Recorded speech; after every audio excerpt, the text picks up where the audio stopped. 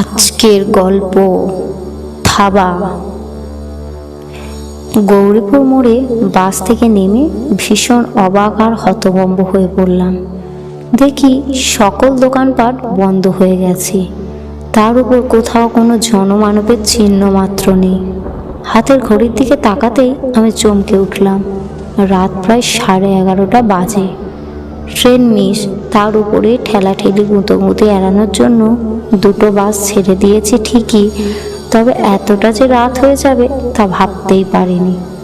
হয়তো অতটা অবাক হতো না যদি দীর্ঘ একটা পথ বাসের জন্য আরামে ঘুমিয়ে ঘুমিয়ে না কাটাতাম। তা যাই হোক, গৌরীপুর মোড় থেকে মিনিট 30-এ সাইকেল জার্নি করেই তিনি 4টে গ্রাম ও একটা বিরাট নির্জন ফাঁকা মাঠ পেরিয়ে আমার গায়ের দেখা মেলে। গৌরীপুর মোড় থেকে ডান হাতে রাস্তাটায় হনহনিয়ে ঢুকে পড়লাম আমি। ইট বিছানা এই পথে সীতাগঞ্জ, এর সামনেই দুটি শাখা ভাগ হয়ে গেছে, আর তারই একটা ছুটে গেছে আমার গায়ের দিকে। ডান হাতে রাস্তাটা ধরে কিছুটা হাঁটার পর বাপাশে একটা ছোট্ট বাড়ির বন্ধ দরজার সামনে দাঁড়িয়ে পড়লাম। লোহার টিন বাঁধা সেই দরজা, লোহার উপরে দেওয়ালে বাংলায় মোটা মোটা অক্ষরে লেখা আছে সাইকেল জমা রাখা হয়। এটা বুড়ো পরেশ সেন তার বাড়ি, যার কাজকর্ম লেখাপড়া ইত্যাদির তাগিদে গা ছেড়ে শহরের দিকে যায়। তার প্রায় সকলেই এখানে তাদের সাইকেল আর মোটর সাইকেল জমা রেখে যায়। ভাড়া খুবই কম, সাইকেল প্রতি 5 টাকা আর মোটর সাইকেল 10 টাকা। বাড়ির টিনের দরজায় কয়েকবার সজোরে আঙুলে টোকা দিলাম, কিন্তু কোনো সাড়া মিলল না। শীতের ঠান্ডা হাওয়ায় দাঁতে দাঁত কাঁপুনি ধরছিল।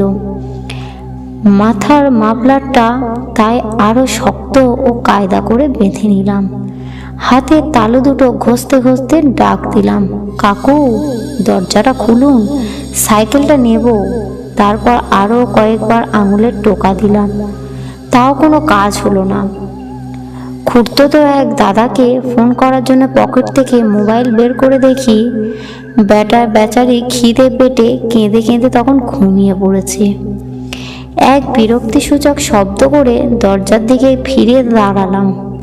দেখলাম ওপারে একটা কুঁজো কালো মূর্তি অন্ধকার ঠেলে দরজার দিকে এগিয়ে আসছে।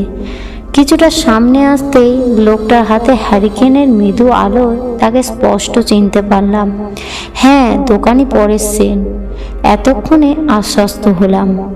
মনের অনেক দুশ্চিন্তা দূর হলো, মাথাটা খানিক হালকা হলো। বুড়ো পরেশ সেন হ্যারিকেনটা উঁচিয়ে আমার মুখখানা ভালো করে কয়েকবার দেখে নিয়ে কাঁপা কাঁপা গলায় বলে উঠল, ও তুমি এত রাত অবধি কোথায় থাকো বাপু? আমি তেমন কিছু না বলে শুধু একটা হ্যাঁ হুঁ দিয়ে তার পিছু পিছু ঘরে এসে ঢুকলাম। বুড়ো সারা শরীর কালো মোটা আরামদায়ক চাদরে ঢাকা, মাথায় মাংকি টুপি, পায়ে একজোড়া ছাল ওঠা কালো বুট, আর চোখ সেই চেনা মোটা ফ্রেমের চশমাটা। কয়েক সেকেন্ড বাদে টর্চ হাতে দরজার বাইরে বেরিয়ে এসে সাইকেলে চড়ে বসলাম। আর তৎক্ষণাৎ বাড়ির দিকে মোটা লোহার দরজা সশব্দে বন্ধ হয়ে গেল। ঠান্ডায় কাঁপতে কাঁপতে আমি সাইকেল চালাতে থাকলাম। ইতিমধ্যেই হাতে দস্তানা জোড়া লাগিয়ে নিয়েছি। হঠাৎই খেয়াল করলাম কাঁপা কাঁপা ঠোঁট দুটো আমার অজান্তেই কখন গুনগুনিয়ে সুর ভাঁজতে শুরু করে দিয়েছে। শিশুকালে পড়া সেই লাইনটা মনে মনে আওড়াতে লাগলাম, আউ কেন কেন শীত লাগে এই গানটি ধরো। এইভাবে গুনগুন করতে করতে চললাম আমার অভিযান। তা প্রায় 15-20 মিনিট সেভাবে যাওয়ার পর হঠাৎ যেন আবহাওয়া হালকা পরিবর্তন অনুভব করলাম। ঠান্ডাটা বোধহয় আবার একটু বেশি হুল ফোটাচ্ছে। দেখলাম অন্ধকারে ডুবে থাকা বাড়িঘর আর গাছপালাগুলো কেমন যেন রহস্যময় দৃষ্টিতে তাকিয়ে আছে আমার দিকে। তারা যেন আমাকে ঘিরে চুপিসারে কি সব ফোন দিয়ে হেঁটে চলেছে। শীত দ্বারা বেয়ে ঠান্ডা কিছু একটা যেন নিচের দিকে অনবরত নেমে যেতে থাকলো। সাইকেলের প্যাডেলে আমি জোরে চাপ দিলাম, কিন্তু সাইকেলটা আগের মতন টানতে পারলাম না। পা দুটো যেন ঠান্ডায় জমে গেল। মনে হলো সাইকেলের পেছনে কেউ যেন হিমালয় পর্বতটাকে বেঁধে দিয়ে গেছে, আর আমি কেতরে কেতরে সেটিকে টেনে নিয়ে যাচ্ছি। ভয়ে শরীরের ভারসাম্য হারিয়ে ফেললাম। আরও একবার সাইকেলের গতি বাড়ানোর ব্যর্থ চেষ্টা করলাম, আর ঠিক তখনই আমার ঠান্ডা দেহের বাম কাঁধে এক হিমশীতল হাতের থাবা এসে বসলো। সাথে সাথে আমি বীভৎস এক চিৎকার করে সাইকেল থেকে গড়িয়ে পড়লাম।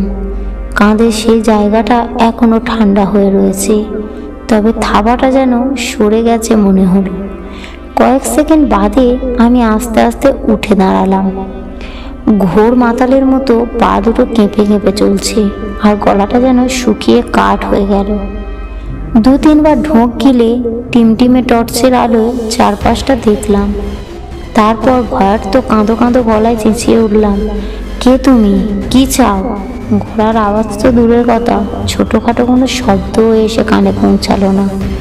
আমি সাইকেলটা 2 হাতে চেপে ধরে আবারও একবার চিৎকার করে বললাম, কে তুমি, কি চাও আমার কাছ থেকে?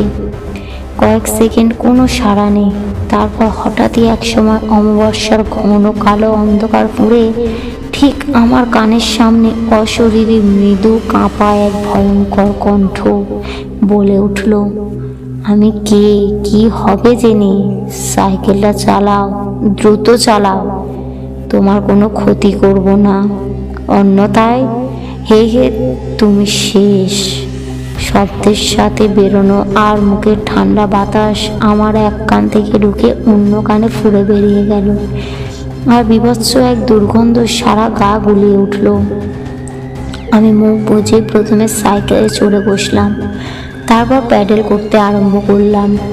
এবারেও সেই একই কাণ্ড, সাইকেল টানতে গিয়েও টানতে পারলাম না, কোনো রকম গড়িয়ে চলল যা।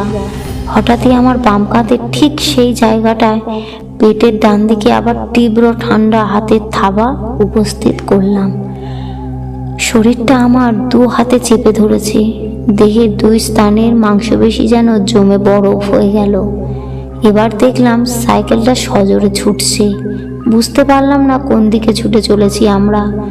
সাইকেলটা থামানোর জন্য সজোরে ব্রেক কষলাম, তবুও থামাতে পারলাম না। গাছপালা ঘর বাড়ি ফুঁড়ে সাইকেল এগোতে থাকলো।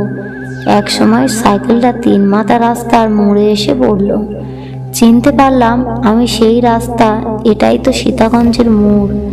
মোড়ের বাম হাতি রাস্তাটায় নামলে আর 10-15 মিনিটের পথ। প্রথম পড়বে সেই ফাঁকা মাঠ, তারপরেই আমার গ্রাম। মনে পড়ল গ্রামের মাঝখানের ভৌতিক এক শ্মশানের কথা। কত না আজও, কত না ভয়ঙ্কর সব কাণ্ড ছোটবেলা থেকে শুনে এসেছি তাকে ঘিরে। গায়ের লোকদের বলতে শুনেছি ওই শ্মশানে গভীর অমাবস্যার রাতে নাকি সারা রাত জুড়ে চলে ভূতেদের তাণ্ডব, আর প্রতীককে ভুল পথে চালিত করে মজা দেখে, আর তাদের থলির ভেতরে থাকা খাবার দাবার ফল মূল সবই আত্মসাৎ করে ফেলে। ঘণ্টাখানেক আগে অবধি আমি এই সকল ঘটনাগুলো একটুও পাত্তা দিইনি, কিন্তু আজ সেই গভীর অমাবস্যা রাতে দাঁড়িয়ে এক বীভৎস নতুন অভিজ্ঞতার শিকার হলাম। ঘটনা রটনা আর বিশ্বাস অবিশ্বাসের সুদৃঢ় প্রাচীরটা যেন নিমেষেই এক উন্মেষের সাগরের ঢেউয়ের বরফের মতো গলে গেল। অবশেষে এসে পৌঁছালাম শ্মশানের রাস্তায়। বহুদিনের চেনা পথটা আজ যেন অচেনা ঠেকছে। কিছুক্ষণ আগে অবধি চারিদিক ছিল ঘন অন্ধকারে ঢাকা, কিন্তু এ পথে পৌঁছে দেখি কোথাও থেকে মৃদু মৃদু সব আলো পড়ছে বড় বড় বট গাছ, অশ্বত্থ গাছ, গাছের চূড়াগুলো থেকে। কি বিভৎস গা ছমছমে সে আবহাওয়া! কোনো একদল অশরীরী অতিথির অপেক্ষায় শ্মশানটা যেন সেজে গুজে বসে আছে। সাইকেলের কেরিয়ার জুড়ে বিরাজমান অশরীরটা তখনও অতটা ভীতি সঞ্চার করছিল না। তার ঠান্ডা হাতের থাবাটাও আমার দেহ মানিয়ে উঠেছিল। মনে মনে ভাবলাম, এবার এই মাঠ পেরোতে পারলেই বাঁচি। পিছনের অশরীরীটা কোথাও চলছে, আমার সাথে বাড়ি অবধি যাবে নাকি কে জানে।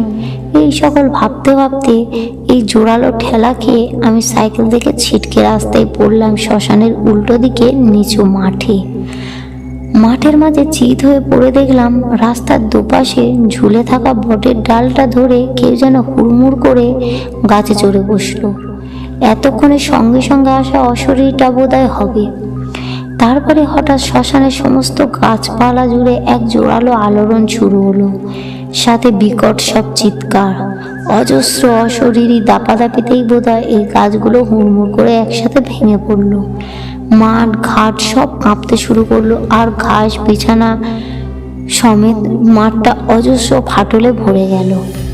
গায়ে ভর দিয়ে উঠে দাঁড়ানোর ব্যর্থ ছলনা আমার, তবু বহু কষ্টে কোনো রকমে উঠে কাতরাতে কাতরাতে বাড়ি ফিরলাম।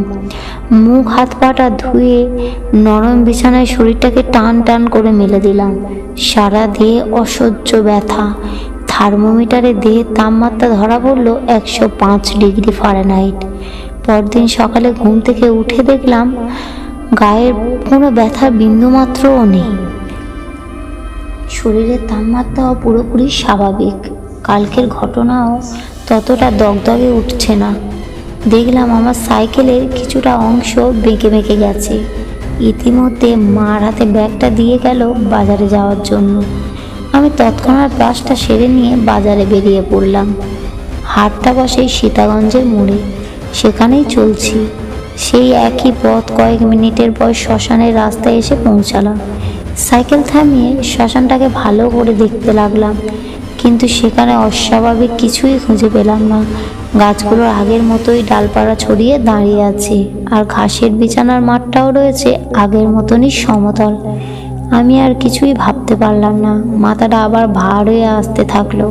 শ্মশান ছেড়ে আসবার সময় দেখি মাঠের গাছপালা বেটে বেটে ঘাস আর লোহার চুল্লিটা আমার দিকেই ঘাড় ফিরে সামনে হেসে চলেছে। গল্পটি কেমন লাগলো কমেন্ট করবেন এবং একটা লাইক করবেন। আরও নতুন নতুন গল্প পেতে চ্যানেলটিকে সাবস্ক্রাইব করবেন।